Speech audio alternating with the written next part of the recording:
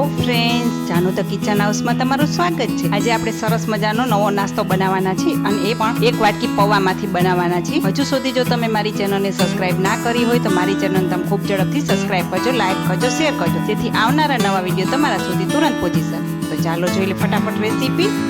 સૌપ્રથમ મેં એક વાટકી જેટલા પૌવા લીધેલા છે, તેને આપણે 2 થી 3 પાણીએ સરસ રીતે ધોઈ લેવાના છે। હવે નીચેનું પાણી આપણે કાઢી લેવાનું છે ને આ રીતના થોડી વાર માટે તેને પલાળવાના છે। હવે એક આપણે મિક્સિંગ બાઉલ લેશું, તેમાં આપણે પૌવાને લઈ લેવાના છે। હવે તેમાં 1 વાટકી જેટલો ઝીણો રવો આવે છે તે લેવાનો છે અને અડધી વાટકી જેટલું આપણે ખાટું દહીં લેવાનું છે।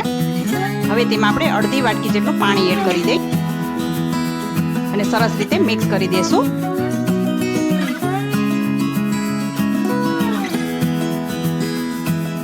ઢાંકીને 15 થી 20 મિનિટ માટે રેસ્ટ આપવાનો છે। ત્યાં સુધીમાં આપણે એક સરસ મજાની તેની સાથે ખવાતી ચટણી બનાવવાની છે। એક પેન લેવાનું છે, તેમાં આપણે 2 થી 3 ચમચી જેટલું તેલ એડ કરી દે। 2 નંગ ટમેટા લીધેલા છે, 4 થી 5 લસણની કળી લેવાની છે અને એક મીડિયમ સાઇઝની ડુંગળી લીધેલી છે, તે પણ આપણે એડ કરી દઈ। 1 નંગ લીલું મરચું લેવાનું છે તીખાસ માટે। હવે નીચેની સાઈડ સરસ રીતે ક્રિસ્પી થવા દેશું।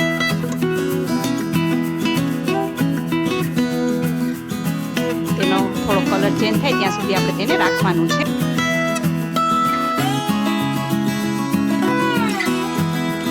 અને થોડા ગળી પણ થશે, તમે જોઈ શકો છો એનો કલર બદલાઈ ગયો છે।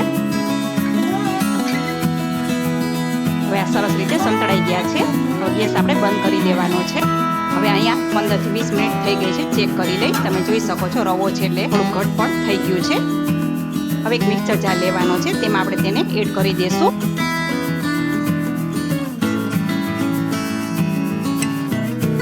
હવે તેમાં આપણે થોડું પાણી એડ કરવાનું છે અને ઢાંકણ ઢાંકીને આપણે તેને ચન કરી દેશું। તમે જોઈ શકો છો સરસ મજાનું બેટર તૈયાર થઈ ગયું છે। જે ઇડલી ઢોસાનું હોય તેવું જ આપણે બેટર તૈયાર કરવાનું છે।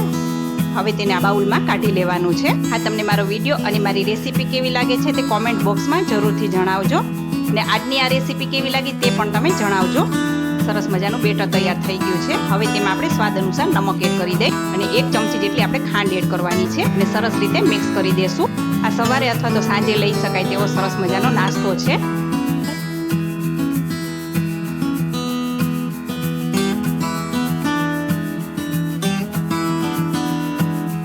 હવે એક મિક્સર જાર ફરીથી લેવાનો છે, તેમાં આપણે ટમેટા, ડુંગળી અને લસણ છે તે આપણે તેમાં એડ કરી દેશું અને સરસ મજાની આની સાથે ખવાય તેવી ચટણી તૈયાર કરવાની છે। હવે સ્વાદ અનુસાર નમક એડ કરી દેશું। 1 ચમચી જેટલું આખું જીરું એડ કરવાનું છે। ઢાંકણ ઢાંકીને સરસ મજાનું આપણે ચન કરી દેશું। પાણીનો આપણે જરા પણ ઉપયોગ નથી કરવાનો, બસ આવું ચન કરવાનું છે। હવે તેને આપણે એક મિક્સિંગ બાઉલમાં લઈ લેશું।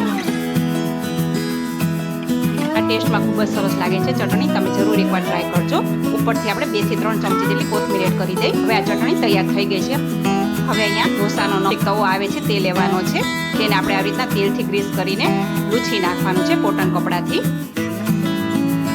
હવે જે બનાવેલું બેટર છે તે આપણે તેમાં 2 થી 3 ચમચા જેટલું પાથરી દેવાનું છે, તે તેની રીતે જ પોઝિશનમાં આવી જશે। આપણે અત્યારે ચમચાને ગોળ ગોળ ફેરવવાનો નથી, આવી રીતના લોટીને ફેરવશો એટલે એકદમ સરસ રીતે ફેલાઈ જશે। તમે જોઈ શકો છો વિડીયોમાં સરસ રીતે ફેલાઈ ગયું છે। હવે તેને આપણે નીચેની સાઈડ એકદમ થવા દેવાનું છે અને ઉપર એકદમ સરસ મજાની જાડી પણ પડી ગઈ છે। ઉપરથી આપણે થોડુંક તેલથી આવી રીતના ગ્રીસ કરી દેવાનું છે।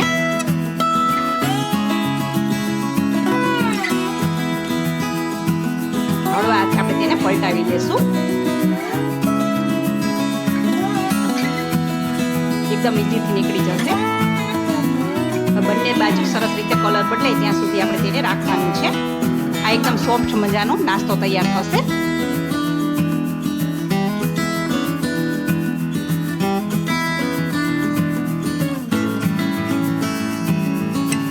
હવે આ નાસ્તો તૈયાર થઈ ગયો છે। હવે તેને આપણે એક પ્લેટમાં કાઢી લેવાનો છે।